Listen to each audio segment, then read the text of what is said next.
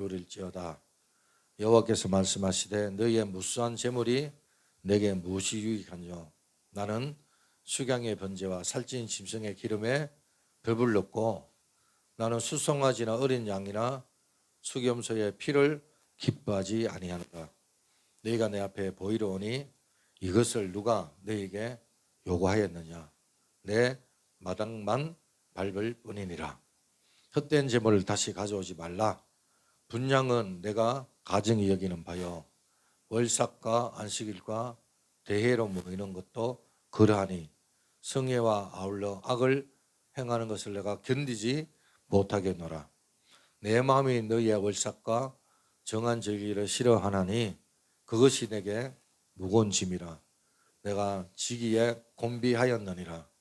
너희가 손을 펼 때에 내가 내 눈을 너희에게서 가리고 너희가 많이 기뻐할지라도 내가 듣지 아니하리니 이는 너희의 손에 피가 가득함이라.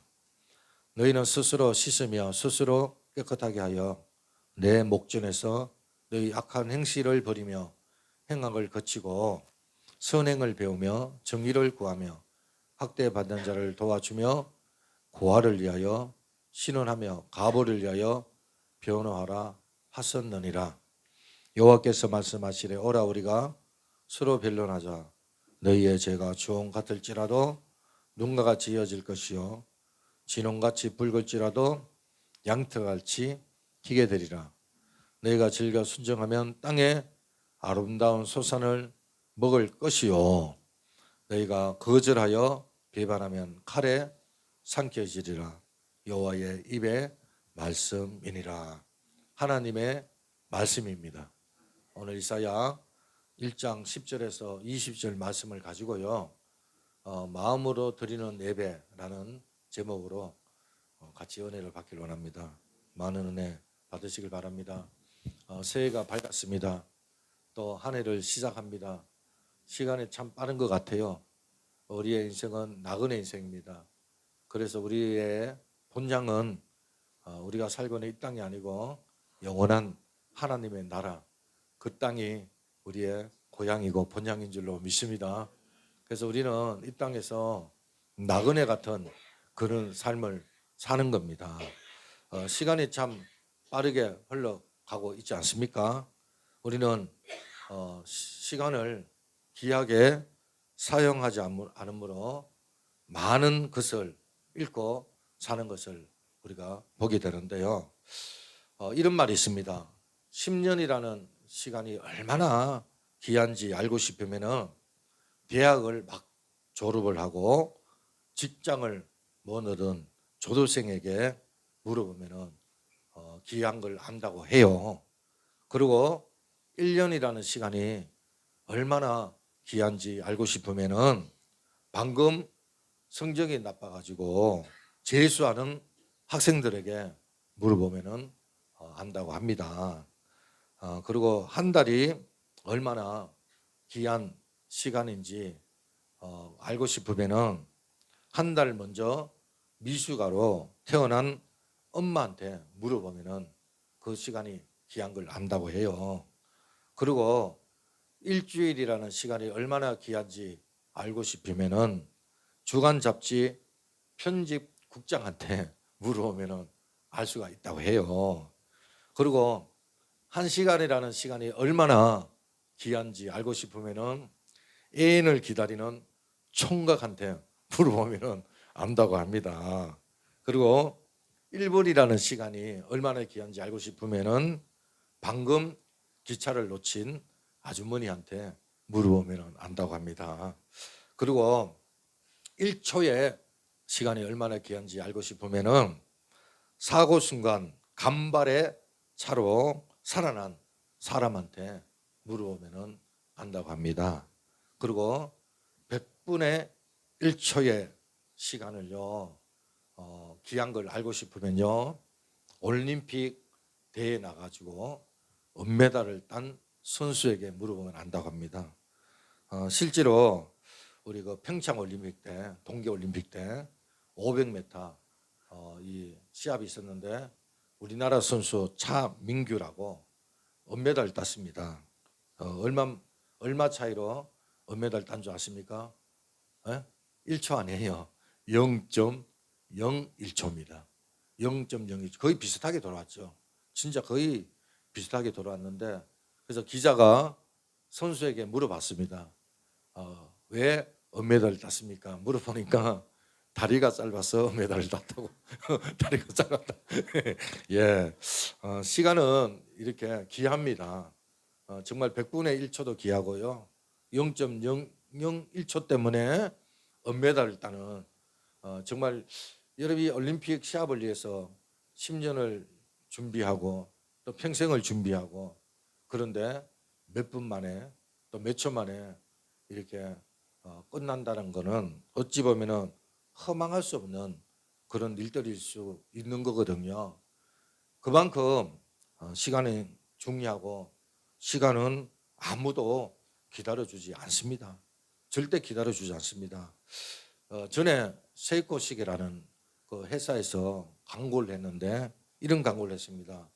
1초의 기쁨, 1초의 눈물, 그러면서 시계 선전을 했거든요. 1초의 만남을 통해 일생일대 중요한 순간을 느낄 수가 있거든요. 왜냐하면 고마워요, 1초밖에 안 걸립니다. 감사합니다, 1초밖에 안 걸려요. 축하해요. 여러분, 이게 행복을 느끼거든요. 이렇게 저도 전도회 하러 나가잖아요. 가정에 가서 배를 누르고 문을 엽니다. 행복하세요, 새해 복 많이 받으세요, 감사합니다. 그러면은 상대방이 상당히 기분 좋아해요. 길거리에서도 노방전도를 하잖아요. 행복하십시오, 오늘 하루 잘 때 겁니다. 이게 사실 1초밖에 안 걸립니다. 그런데 상대방에게도 행복을 주고 나에게도 행복을 주거든요.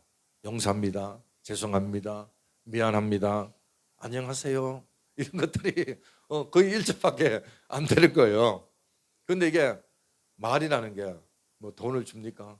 돈이 돕니까? 아니잖아요. 똑같은 말을 할 수가 있어요. 그런데 부정적인 말도 할 수도 있고, 긍정적인 말을 할 수도 있고, 남에게 격려할 수 있는 말을 할 수 있는 것도 나에게 주어진 특권이고 자유입니다. 내가 어떤 말을 하든지 그건 내가 자유입니다. 누가 시켜서 하는 게 아니에요. 내 입에서 나오는 말이거든요. 그래서 이 1초의 희망, 꿈, 행복, 이게 결코 많은 시간이 걸리는 것이 아니고, 정말 이 1초라는 짧은 시간으로 우리의 마음과 생각을 충분히 전할 수가 있다는 거예요. 그래서 이런 말이 있습니다. 승자는 패자보다 더 열심히 살고 열심히 일하지만 항상 시간에 여유가 있습니다. 하지만 패자는 승자보다 게으르지, 늘 게을러요. 그런데 늘 바빠요. 늘 시간에 쫓깁니다. 그래서 이 패자는요, 시간의 노예입니다. 엄청 바빠요. 그런데 시간을 활용을 못하는 거거든요. 여러분, 만일 여러분에게 누가 8,640달러, 8,640달러면 얼마입니까? $10,000 좀 안 되잖아요, 그죠? 예를 들어서 뭐 1,000만 원이다 치고, 그러면은 매일 1,000만 원을 여러분에게 준다. 여러분에게. 그럼 여러분은 어디에 사용하겠습니까? 어떻게 사용하겠습니까? 무엇에 사용하겠습니까? 매일 1,000만 원을 준다. 한 달에 주는 것도 아니고 매일. 그런데 여러분 알고 있습니까? 하나님께서 우리에게 이 시간이라는 86,400초, 매일 우리에게 24시간, 그러니까 86,400초를 누구에게나 이재용한테나 아니면 일론 머스크한테나 우리한테나 누구에게나 똑같이 86,400초를 우리에게 줍니다. 여러분, 그 시간을 어떻게 쓰겠어요? 어떻게 활용하겠습니까? 우리가 생각할 수 있는 그런 시간이 됐으면 좋겠습니다. 연초라서 우리가 좀 시간을 귀하게 썼으면 좋겠다라는 마음에서 제가 말씀을 전했고요. 믿음 생활 중에서 가장 중요한 것은 예배입니다. 그래서 예배가 무너지면은 그 사람의 믿음도 무너집니다. 뭐 예배가 뭐가 중요하냐? 내가 하나님을 믿으면 되지. 마음으로 믿으면 되지. 여러분 이거는 전부 다 어불성설이고요. 모순 있는 말입니다. 우리는 어떻게 해서든지 예배를 성공해야 됩니다. 예배가 성공한다는 것은 다른 게 아닌 거죠. 하나님께서 받으시는 예배를 올려 드려야 된다는 겁니다. 분명히 하나님께서 받으시는 예배가 있고 하나님께서 받지 않으시는 예배가 있습니다. 그래서 하나님이 받으시는 예배를 산 예배다 그러고 받지 않는 예배를 죽은 예배다 그렇게 말을 하거든요. 성경에 보면은 예배를 하나님 앞에 온전히 연락으로 드림으로 인해서 성공한 인생이 있는가 하면은 그렇지 못하고 인생이요 나락으로 떨어지고 실패한 망하는 그런 인생들을 보게 됩니다. 여러분 사무엘을 보시길 바랍니다. 그분이요 사사기에 보면은 그 사무엘 그 어떤 제사장 그러니까 사사로 등극을 하면서 이분이요 미스바에 백성들을 모아놓고 제일 먼저 뭘 한 줄 아십니까? 하나님 앞에 예배를 드렸단 말이에요. 근데 미스바에서 예배를 드릴 때 그때 블레셋이 쳐들어왔거든요. 근데 하나님께서 그 블레셋을 막아주셔서 정말 전쟁에서 승리하게 하시고 이 사무엘이 항상 예배 중심으로 하나님 앞에 나갔을 때 그가 있는 동안에 그 땅에 평화가 넘친 것을 보게 됩니다. 반면에 성경에 나오는 인물 가운데 가인이나 또 사울왕 같은 경우는 예배를 실패를 했어요. 그래서 그들의 인생도 무너지는 것을 보게 됩니다.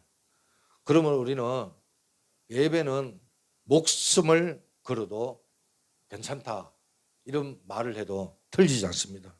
그만큼 중요하기 때문에 그런 거거든요. 오늘 본문은 주전 8세기경에 활동했던 이사야 선지자의 이야기인데 이 선지자가 유다 왕국의 실상을 기록한 내용입니다.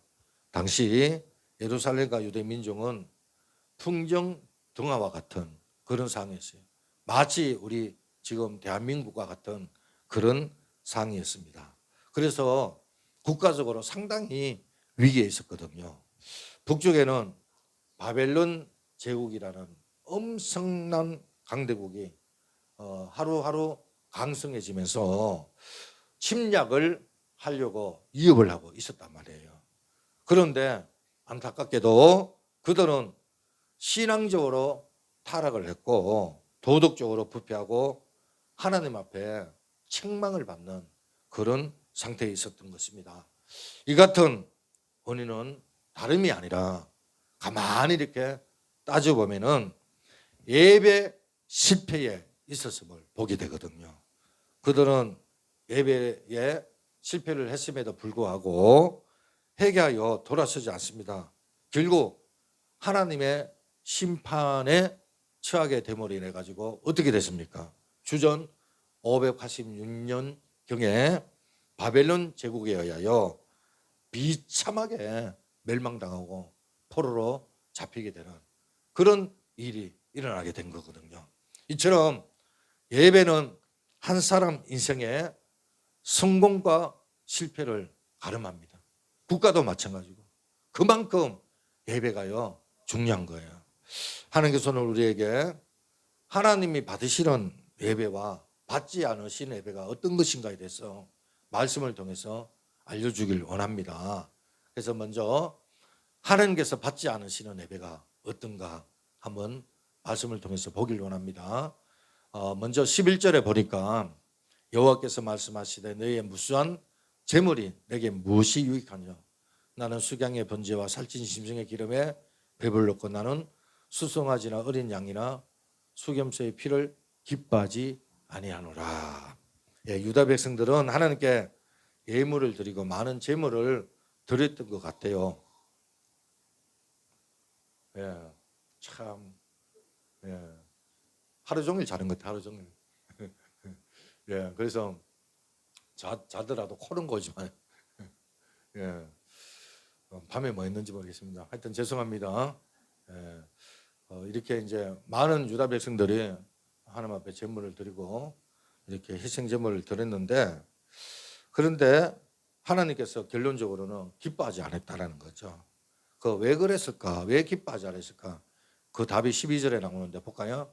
너희가 내 앞에 보이로니 이것을 누가 너희에게 요구하였느냐? 내 마당만 밟을뿐이다. 그러니까 형식적이다. 그 껍데기만 나왔다는 거예요. 정작 드려야 할 마음은 딴 곳에 있다라는 거예요. 그러니까 예배에 집중하지 않는다라는 거죠. 이 같은 그들의 모습을 향해서 하나님께서는 뭐라 그럽니까? 마당만 밟는다. 마당만 밟는다. 그렇게 질책을 합니다. 여러분, 오늘처럼 이렇게 눈도 많이 오고 날씨도 춥잖아요. 이렇게 예배 시간에 나오는 거 얼마나 감사하고 얼마나 귀한지 모릅니다. 또 멀리서 일찍 왔어요. 이게 보니까 멀리서 제일 일찍 오고 제일 가까운 사람이 제일 늦게 온 것 같아요. 순서인 것 같아요. 순서인 것. 예, 우리 전일용 우리 성도님은 암사동에서 우리 전천호 우리 성도님은 양주에서 왔는데 일찍 왔어요. 예. 자, 그런데 이렇게 오는 것도 참 귀한데요. 하지만 이게 다가 아니다는 거예요. 정말 내가 드리는 예배, 그러니까 여기 하나님을 향한 마음이 있느냐 없느냐, 이게 참 중요하거든요. 그렇지 않으면 그냥 자리만 앉아 있는 거예요. 자리만 앉아서 조는 거예요. 코만 고는 거예요. 하나님 앞에 예배 드리는데 지금 딴짓하고 있는 거예요. 예, 이런 예배는 1년에 52번 드리거든. 52죠. 이거 드리면 형식적이거든. 하나님이 받지 않는다, 그렇게 이야기를 하는 거예요. 온몸을 다하여 하나님 앞에 나아갈 때 비로소 진정한 예배가 되는 겁니다. 우리가 찬양을 부를 때도요, 이 찬양의 곡조부터 기도가지 않습니까? 그래서 그 가사 하나를 음미하고 생각하면서 찬양을 부를 때 하나님이 기뻐하는 거예요. 여러분, 이 유다 백성들은 제사를 드리고 향을 피웁니다. 안식일을 철저히 지킵니다. 또 월삭을 드립니다. 각종 절기를 다 지킵니다. 한마디로 어디서 무엇을 하든지 예배 중심, 예배에 빠지지 않고 들었습니다. 그런데 하나님께서 이들 향하여 무엇이라고 말합니까? 13절 볼까요? 헛된 재물을 다시 가져오지 말라. 분양은 내가 가정이 여기는 바요, 월삭과 안식일과 대회로 모이는 것도 그러하니 성회와 아울러 악을 행하는 것을 내가 견디지 못하겠더라. 14절에 내 마음이 너희의 월삭과 정한 절기를 싫어하나니 그것이 내게 무거운 짐이라 내가 지게 곤비하였느니라. 예, 하나님은 저들에게 헛된 재물을 가져오지 말라. 너희들 분양하는 거 내가 간절히 여긴다. 성회로 모이는 거 이거 견딜 수가 없다. 그러니까 너희가 악을 행하는 거 견딜 수가 없다 이거예요. 그러면서 뭐라 그러는 줄 아십니까? 15절에 내가 손을 펼 때 내가 내 눈을 너희에서 가리고 너희가 많이 기도할지라도 내가 듣지 아니하니 이는 너희의 손에 피가 가득함이라. 그러니까 이게 무슨 말이냐? 피가 가득하다는 거예요. 너희 손에. 이는 그들이야말로 예배는 예배대로 드리고 삶은 전혀 엉망으로, 그러니까 예배자의 삶, 하나님 믿는 성도의 삶이 아니라는 거예요. 예배 따로 삶 따로라는 거예요. 한마디로 이런 예배를 드리지만 그것은 종교적인 의식이다. 그냥 의무적으로 삶에는 예배하는 삶이 아니었다는 거예요. 변화가 없었다는 거예요. 가난한 자를 돌보지 않았다는 거예요. 소외된 자를 돌보지 않았다는 거예요. 공의를 저버렸다는 거예요. 연약한 자들 예민하고 고아와 가부를 무시했다는 거예요. 한마디로 이들은 형식만 예배였지 마음이 없는 그런 예배를 드렸다는 거예요. 여러분, 어느 날 예수님은요 성전 헌금 앞에서 사람들이 연보하는 모습을 보고 이렇게 말합니다. 부자는 많은 것을 헌금을 했어요. 많은 것을 였어요. 그런데요, 홀로 된 여인이 있었어요. 그런데 이 여인은 동전 몇 개를 였습니다. 예수님은 제자를 불러놓고 말합니다. 이 두 사람 중에 누가 헌금을 많이 했느냐? 제자들이 부자가 많이 했지 않습니까? 아니다. 이 부자는 많이 있는 그 가운데서 일부분을 드렸지만 이 홀로 된 여인, 가난한 여인은 정말 있는 전부를 드렸다는 거예요. 그래서 홀로 된 여인이 훨씬 더 많이 했다라는 거예요. 그러니까 이 여인은 마음을 드렸다는 거예요. 주님의 말씀인 겁니다. 여러분, 양화진에 가면은 백준영 김영교회가 있는데 거기에 원래 목회했던 주님의 교회 그 이재철 목사님이라고 계세요. 지금은 은퇴하셨습니다. 그래서 거창에 가 계시는데 이분이 젊었을 때 뭘 했냐면은 항공 운송 계통에 일을 했는데 많은 돈을 벌었어요. 그리고 나중에 출판사, 그 홍성사라는 출판사를 운영을 했는데요. 정말 말 그대로 깍구리로 돈을 끌어 모았습니다. 얼마나 돈을 많이 벌었는지 몰라요. 근데 이분이 이제 목회자 되기 전이죠. 그 말은 이재철 목사님이 고은아 알죠? 그분 친동생이에요. 고은아 그 친동생인데 우리 목회자에 있어서는 참 유명한 목사님이에요. 이재철 목사님이라 한번 인터넷에 한번 쳐보시길 바랍니다. 근데 이분이 그때 수입이 많으니까 헌금을 엄청 많이 들었대요.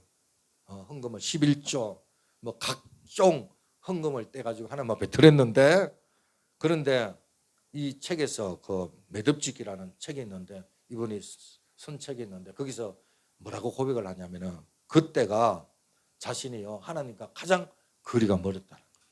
아니 그렇게 수입이 많고 수익이 많고 하나님 앞에 각종 예물을 그렇게 많이 드렸음에도 불구하고 자기가 돌이켜 보건대 그때가 가장 하나님하고 거리가 멀었다고 고백을 합니다.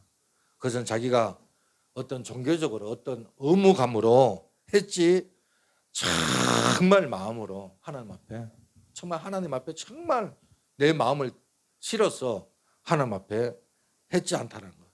그러니까 한마디로 그런 극껍데기만 드렸다는 거예요.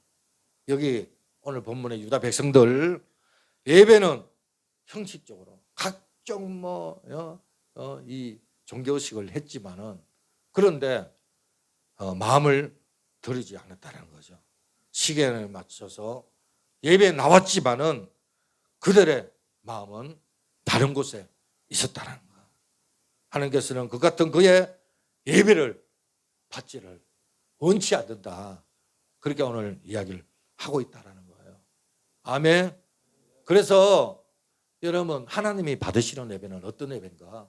하나님이 받으시는 이 예배는 산 예배다 그럽니다. 살아있는 예배. 그래서 그것은 무엇보다도 마음으로 드려지는 예배입니다. 결코 그 껍데기가 아니라 진심으로 나가서 예배를 드리는 겁니다. 여러분 우리가 대표 기도할 때 우리 김 목사 기도하는 거 보면 알잖아요. 그게 가식적으로 하는 게 아니잖아요. 정말 하나님을 향해서 안타까운 마음, 간절한 마음, 아멘. 그런 기도를 예배를 하나님 올려드리는 거거든요. 누가복음 18장에 보면은 예수님께서 어느 날 성전 앞에 기도하러 나온 두 사람을 비유하면서 이야기를 합니다. 한 사람은 바리새인이었고 한 사람은 죄인입니다. 세리. 정말 죄인입니다. 그런데 바리새인들은 많은 사람들 앞에 자기를 나타내잖아요. 어떻게 기도합니까? 나는 저 사람들처럼 저 사람들 같지 않고 11조를 드리고 또 뭐라 그럽니까? 일주일에 금식을 하고 그리고 또 하나님 앞에 기도도 많이 하고 예비도 드리고 이렇게 막 이렇게 그러니까 저 죄인과 같지 않다는 거예요. 저 여인과 같지 않다는 거예요. 막 자기를 과시하는 거예요.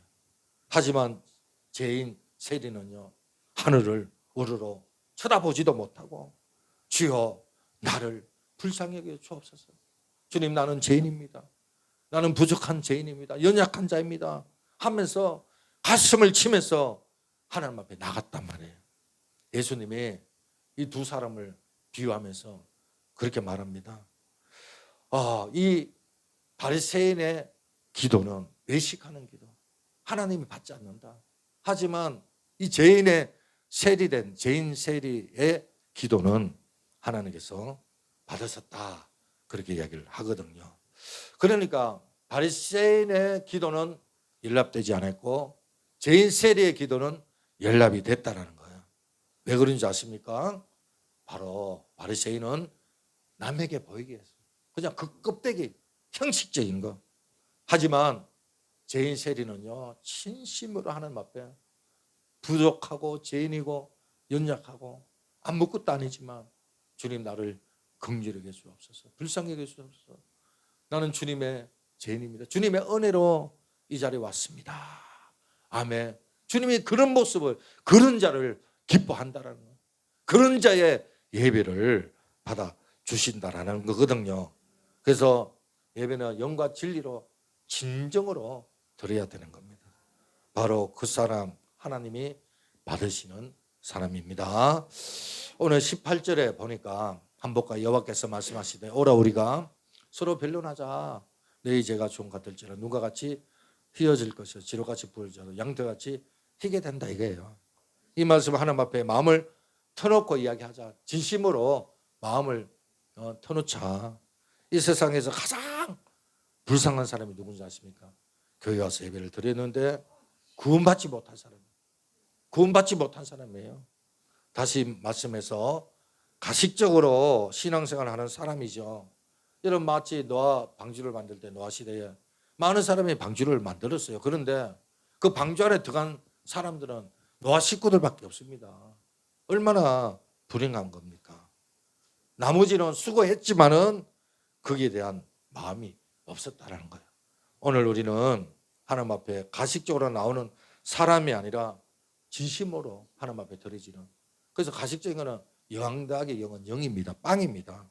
아무리 하나님 앞에 예배드리고 하나님 앞에 나와도 제로, 그러나 마음으로 드려지는 예배는 하나님이 받으신다.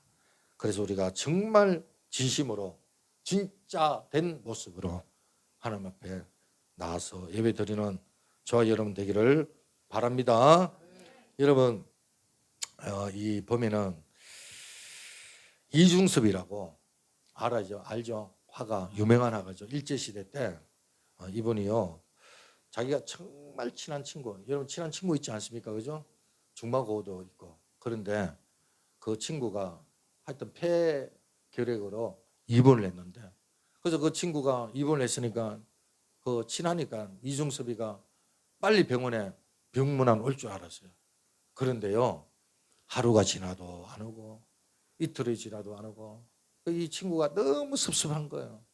이 중섭이가 내가 아프면 빨리 올 줄 알아. 당연히 와야 되는데 걔만 기다린 거 중섭이가 이틀이 지나도 오지 않고 3일째 찾아온 거예요. 그래서 야, 너 왜 너무 서운했다. 왜 이제 왔니? 그러니까 이중섭 씨가 뭐라 그랬냐면은 야, 너가 너한테 가는데 어떻게 빈손으로 올 수가 있니? 야, 그러니까 이 친구가 야, 너하고 나 차이에 뭐 그런 걸 따지냐고. 빈손으로 뭐 어떡하냐고. 너는 마음이 나는 네 오는 거 그 자체로도 감사하고 기쁜데 왜 그랬냐고. 그러니까 정말 빨리 오고 싶었지만 자기는 도저히 빈손으로 가는 게 허락지가 않다는 거예요. 근데요 이중섭이 화가가요 그때 너무 가난해가지고 병문안 가면 뭔가로 사가 가야 되잖아. 음료수를 사가든지 뭐 과일을 사가. 근데 그 살 돈이 없는 거예요. 근데 대신 그림을 그린 거예요. 그림을 어떤 그림을 그린 줄 아십니까? 이 그림을 그린 거예요. 이 복숭아, 천도 복숭아. 이 그림을 그리는데 이틀이 걸린 거예요. 이틀이. 그래 빨리 못 찾아간 거예요. 이 그림을 그려가지고 이 친구에게 그림을 줍니다. 이 천도 복숭아가 무슨 뜻인 줄 아닙니까? 무병장수입니다. 무병장수. 이 그림을 그려가지고 돈이 없으니까 살 돈은 없고 이 그림을 그려가지고 그 친구한테 무병장수라고 빨리 쾌차해라고 빨리 병에서 나으라고 그러면서 그림을 줬는데요. 여러분 보세요. 이게 복숭아 몇 상자보다 더 귀하지 않습니까? 그렇지 않습니까? 여러분 사과 한 배 상자보다 더 귀하지 않습니까? 이 마음을 친구에게 드린 거예요. 마음을. 얼마나 귀한 겁니까? 여러분 이 친구가 이 그림을 받고 엄청 울었다고 해요. 여러분 그렇습니다. 사람 간에도 중요한 것은 마음과 마음입니다. 이 마음과 마음이 주고받을 때 사람이 감동을 받잖아요. 눈물을 흘리잖아요. 아무리 가까운 관계다 할지라도 부부다 할지라도 마음이 멀어지면 멀어지게 되는 거거든요. 남남이잖아요. 마음이 멀어지면 남남이에요. 여러분 부모 자식 간에도 마찬가지입니다. 하물며 여러분 살아계신 하나님, 여러분 우리가 마음을 들어야 되지 않겠습니까? 그래야 되지 않겠습니까? 여러분 우리가 예를 들어서 대통령을 만난다. 여러분 대충 해서 갑니까? 뭐 지금이야 대통령이 좀 거리가 많이 떨어졌지만 뭐 왕이나 최고 권위자한테 갔는데 우리가 대충 해서 갑니까? 아마 한 달 전부터 떨릴 거 긴장하고 설레고 그러지 않습니까 사실? 예, 우리가 하나님 앞에 나오는데 여러분 정말 이 마음이 중요하다. 내 기도, 내 찬양, 내 예배, 내 헌물 속에 내 마음이 실려 있어야 될 줄로 믿습니다. 그래서 내 마음이 실리지 않는 찬양은 그냥 노래고요. 내 마음이 실리지 않는 기도는 그저 한마디 시를 읊는 거나 같은 거예요. 내 마음이 실리지 않는 헌금은 그저 구제하는 거와 똑같은 거예요. 여러분 우리가 헌금의 시험을 들고 11조의 시험을 들고 하나님을 몰라서 그래요. 천지 하나님, 전능하신 하나님, 그분한테 하나 주면 그분은 만개가 아니라 셀 수 없는 만큼 부으시는 살아계신 하나님, 줘도 아깝지 않는, 어떻게 그 하나님 앞에 우리가 계산할 수가 있습니까? 우리 주님은 나의 생명을 위해서 계산하지 않고 십자가에 죽었었는데 우리가 어떻게 주님 앞에 그 창조주 앞에서 우리가 계산을 할 수가 있겠습니까? 정말 우리가 정말 들어도 그렇지 않습니까 여러분? 하나님 앞에 중심이 중요한 줄로 믿습니다. 그러므로 준비 없는 예배, 준비 없는 마음, 그런 어떤 모든 형식적인 거 이런 것들을요 원래는 다 내려놓고 정말 하나님 앞에 마음을 드릴 수 있는 그런 여러분들이 되시길 바라고요. 적어도 하루 전에는 준비해가지고 여러분 마음을 준비해서 주님 앞에 나올 수 있는 그런 여러분들이 되시기를 바랍니다. 그래서 18절에 아까 말씀했지만 우리 죄를 희게 해주신다 그랬잖아요. 그래서 우리가 진실한 마음으로 하나님 앞에 나가면 하나님께서 우리의 모든 죄악을 다 씻어